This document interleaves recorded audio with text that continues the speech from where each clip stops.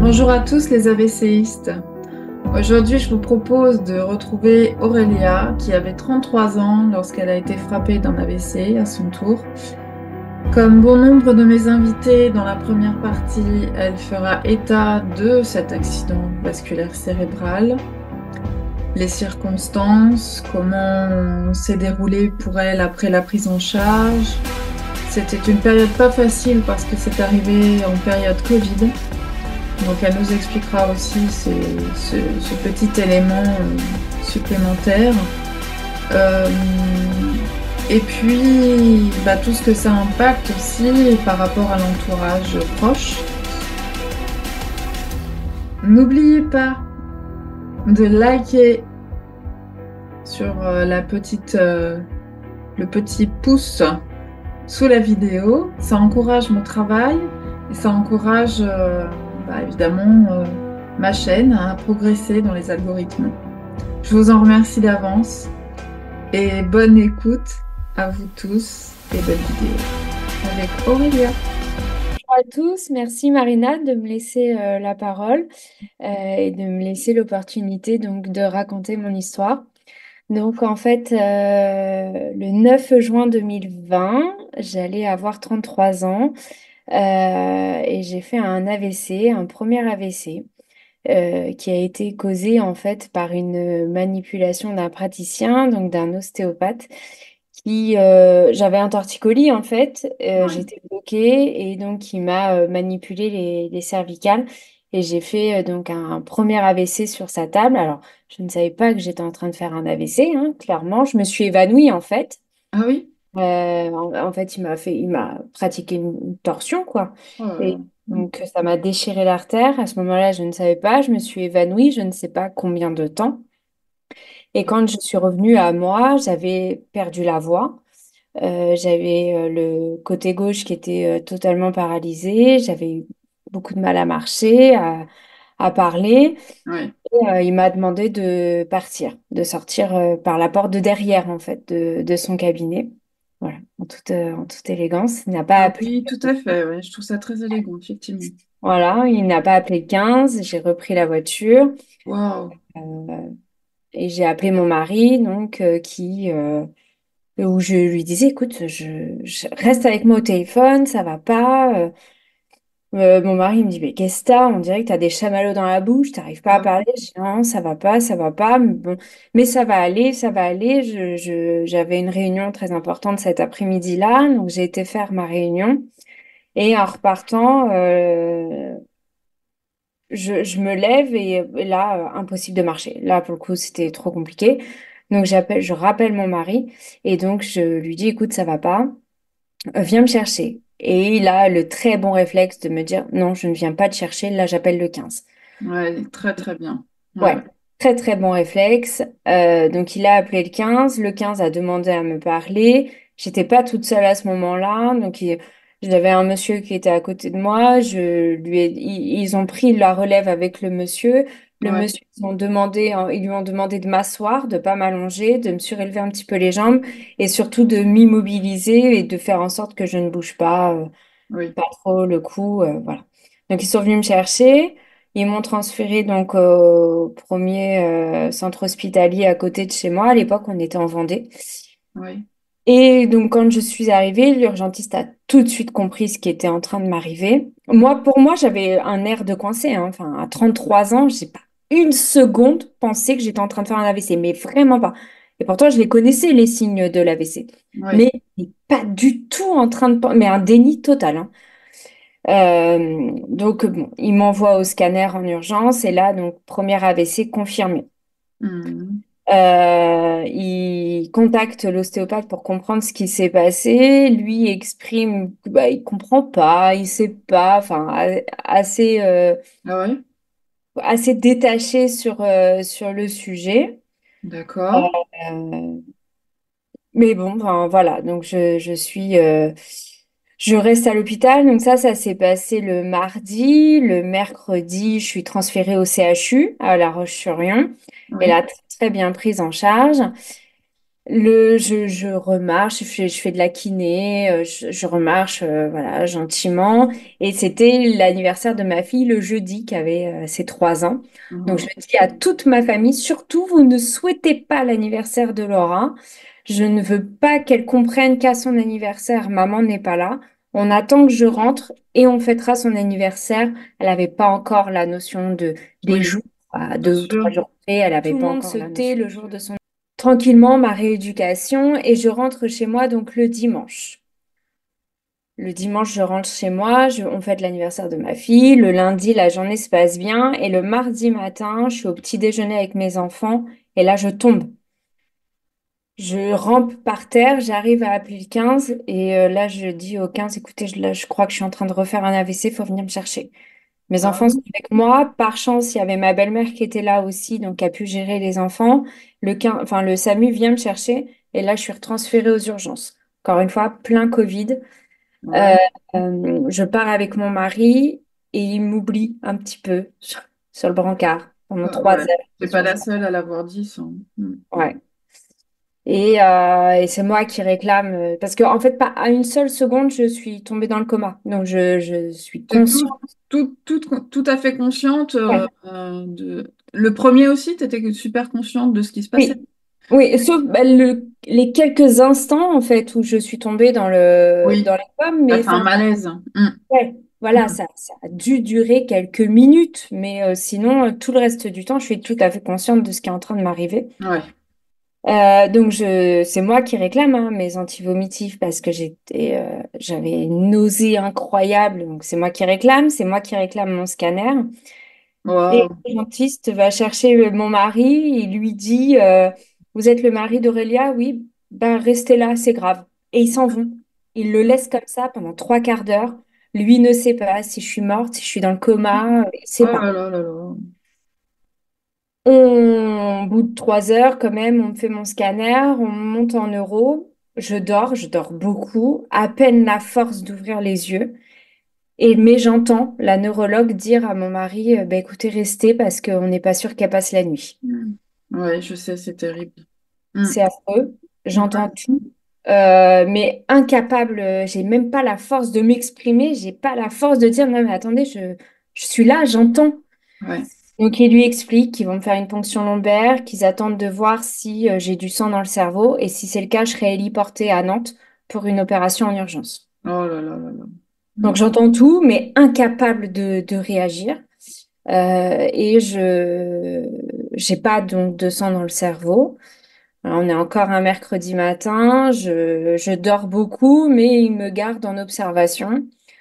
Et le jeudi, j'ai une petite aide-soignante toute mignonne qui devait avoir 20 ans, qui vient me laver des pieds à la tête dans le bain brancard. Et là, ma dignité avait foutu le camp. Et je pense que c'est ça qui m'a redonné un relan. Et je me dis, non, là, par contre, ça va pas être possible. Je vais pas pouvoir rester comme ça. On vient de fêter les 3 ans de ma fille. Mon fils a 8 ans. J'ai 33 ans. Je resterai pas comme ça. Donc, Ah, d'accord. Mm. à l'aide-soignante, je lui dis, voilà, par contre, demain, je marche. Elle me dit, oh là, Aurélia, non, bah, doucement. Pas demain, ça m'étonnerait. J'ai un, vous savez pas, mais demain je marche. J'ai le côté droit qui fonctionne. Je marcherai que à droite, mais je vais marcher. Et elle me dit, Ah, déjà, vas-y. la détermination Ah était ouais, pas ah ouais, il fallait. Donc, dès le lendemain matin, j'appelle la kiné, 8 heures. Je veux qu'on me fasse marcher, je veux qu'on me fasse là. marcher. On m'avait pas encore verticalisé, donc il fallait voir comment j'allais réagir. Oui. Donc, la kiné vient me dire, bon, on va déjà vous verticaliser à 30 degrés. OK. Ah oui, ça va. Allez, 60. Ok, 60, ça va, ça va. 90, ça va. Un peu de nausée, mais je dis rien. Oui, oui, ça va. Ils arrivent, ils m'assoient quand même dans le fauteuil. Ils m'assoient, je tiens assis. Bon. Et puis, le chef de la neuro vient me voir et me dit, bon, bah, je crois que vous rentrerez pas chez vous tout de suite. Vous irez en centre de rééducation. Hmm. Et je lui dis, alors là, je peux vous assurer, j'irai partout. Enfin, j'irai surtout chez moi, en fait. J'irai sûrement pas à un centre de rééducation, je vais rentrer chez moi.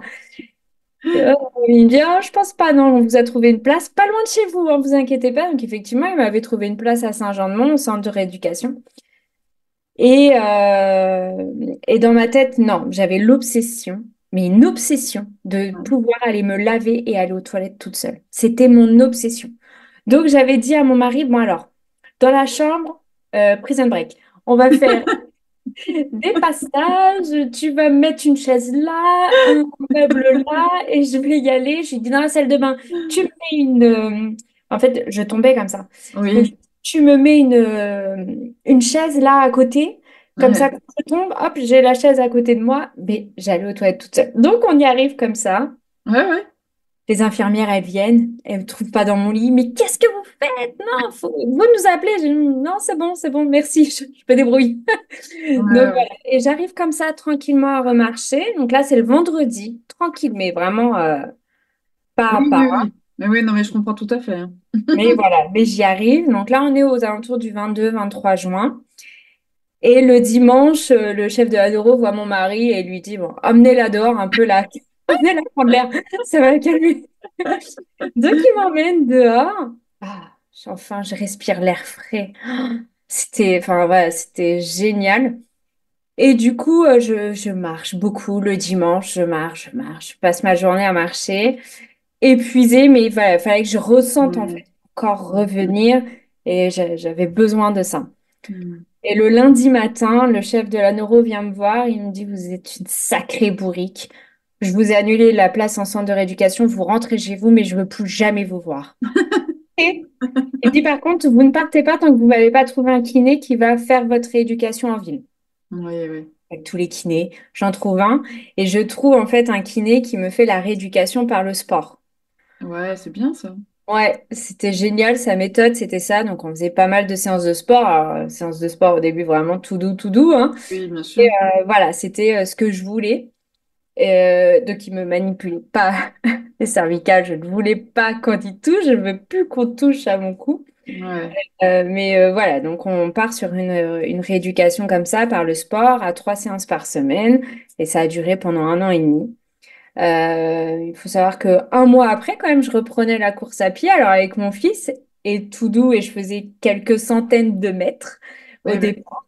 Mais voilà, et au bout de 6, 7 mois, on courait 1 heure avec mon fils. Et ça a été, voilà, pour moi, ma grande victoire, ça a été quand j'ai réussi à recourir 1 heure. Alors, encore une fois, tout doux, avec beaucoup d'indulgence envers moi-même, mais j'avais réussi. Au docteur, non, enfin, décommander, décommander l'inscription au centre de rééducation.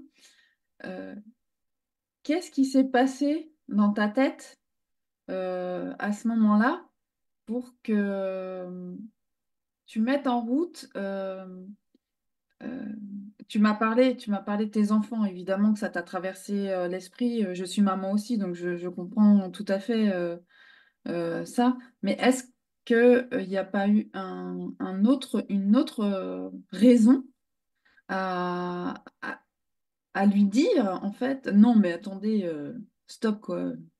Je vais me remettre debout. Parce que tu étais quand même, si je comprends bien, tu étais hémiplégique aussi, toi. Oui, Donc, côté gauche. on sait qu'une hémiplégie, on est loin de remarcher comme ça, hein, en un claquement de doigts, hein. Donc, Ils y croyaient pas une seconde, hein. Pour eux, il m'a dit quand je lui ai dit non, mais enfin non. En fait, je pense que j'étais dans un déni total. Je, d'accord. je me suis dit non, mais ça, dans une semaine, on n'en parle plus de tout ça en fait. Dans une semaine, on n'en parle plus. Je ne veux plus en parler. Ça y est, c'est bon. Voilà, non, c'était un petit coup de moins bien. Voilà. Dans ma tête, à ce moment-là, ça a été ça, hein. Non, c'est un coup de moins bien. Dans une semaine, on n'en parle plus. Vous inquiétez pas. Et limite, dans ma tête, c'était vous dites n'importe quoi. Ouais, ouais. Voilà, c'était vraiment mon état d'esprit du moment où à se dire, mais non, non, Ouais, tu t'en rendais pas compte du tout, en fait, de ton ouais. état. Hmm. Non, j'ai pas pris à ce moment-là, je prenais pas la mesure de ce qui m'était arrivé. Hmm. Et je pense que l'instinct de survie, Oui, je pense que vraiment l'instinct de survie m'a totalement déconnecté de tout ce qui était émotion et Ouais, m'a mis en mode marche, ouais. vraiment.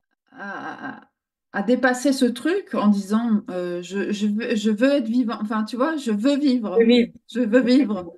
Et il y a quelque chose qui est intéressant, il faudrait que je développe ce sujet-là dans une vidéo plus tard. Ouais, En tout cas, sacré parcours pour toi aussi. oui. L'ostéopathe, donc si je comprends bien, n'a pas pris sa responsabilité. Non, lui n'a pas pris sa responsabilité. Après, j'ai creusé le sujet. J'ai été contactée aussi par des journalistes scientifiques qui Oui, m'ont interviewée. Donc, effectivement, c'est des manipulations qui sont vraiment déconseillées, en fait, bah oui, sur les cervicales. Après, quand j'ai regardé, quand même très peu d'ostéopathes pratiquent ces ouais, manipulations. La majorité quand même, enfin ouais, vraiment la majorité des ostéopathes sont très consciencieux, ont vraiment conscience que les cervicales, c'est bah très oui. dangereux. Et Mm. s'ils ils manipulent avec radio. Là, c'est vraiment pas de chance. Je suis tombée sur quelqu'un voilà, qui a manqué de professionnalisme, qui a manqué de conscience, mais quand même, enfin voilà, pour en avoir parlé pas mal autour de moi et m'être documentée, quand même la majorité des ostéopathes Oui, oui, oui. On se le n'ont pas. disait, oui, oui, on se le disait en off, on ne veut pas incriminer cette profession. Les ostéopathes, il y en a des très bien. Malheureusement, sur ma chaîne, vous êtes déjà deux à avoir eu un souci avec une manipulation d'ostéopathie. Donc, c'est très bien que tu rajoutes que tu as pu rentrer en contact avec des scientifiques et qu'ils ont pu t'expliquer aussi les choses autrement. Je vais aller chez l'ostéo. Oh là, ok, attention. Et Mm. ne te laisse pas manipuler, ne te laisse pas craquer les cervicales, ne te laisse pas faire. Parce qu'il y en a plein qui me disent, bah oui, mais j'ose pas. Non, tu dis non. Oui, On passe, on fait autre chose, mais tu dis non si il s'avère que le praticien te dit, bah, on va faire cette manipulation. Non, non. Voilà, c'est plus en ça en fait. On se laisse pas faire et on se dit pas, oui, ben non, ça craint rien. Si ça craint, on se laisse pas faire. Maintenant, vraiment beaucoup d'ostéopathes ne pratiquent pas cette manipulation. oui, oui, oui. Alors, le premier avertissement d'AVC, c'était plutôt un AVC ischémique ou c'était déjà un semblant d'AVC? Parce que là, tu as fait une hémorragie, non? Non, j'ai pas fait d'hémorragie, D'accord, c'est l'AVC ischémique. En fait, c'est une dissection euh, d'accord, de l'artère sur 2 centimètres. d'accord. Le deuxième, en fait, donc au niveau de l'artère, ça a fait comme un bleu. Mm. Je vous retranscris ça, je suis pas du tout dans le milieu médical, hein, Oui, et oui, c'est oui, vas-y. je retranscris les explications en fait de mon neurologue, mais voilà, avec des mots très simples, hein. Simple, hein, oui. Donc ça a fait une dissection sur 2 centimètres. Et donc ça, c'est ce qui a causé donc le premier AVC. Et le deuxième, en fait, au niveau de la dissection, ça a généré comme un bleu. Ça a coagulé. Et au Mm. moment où ça a coagulé, en fait, ça a fait un bouchon qui est venu se loger au niveau de l'artère. Et il y a un tout petit caillot qui est venu se loger dans le cerveau. Ce qui a fait D'accord, le deuxième AVC, en fait. d'accord. Ok, bon, ok. Donc, sacrée histoire aussi, sacré parcours. Ouais.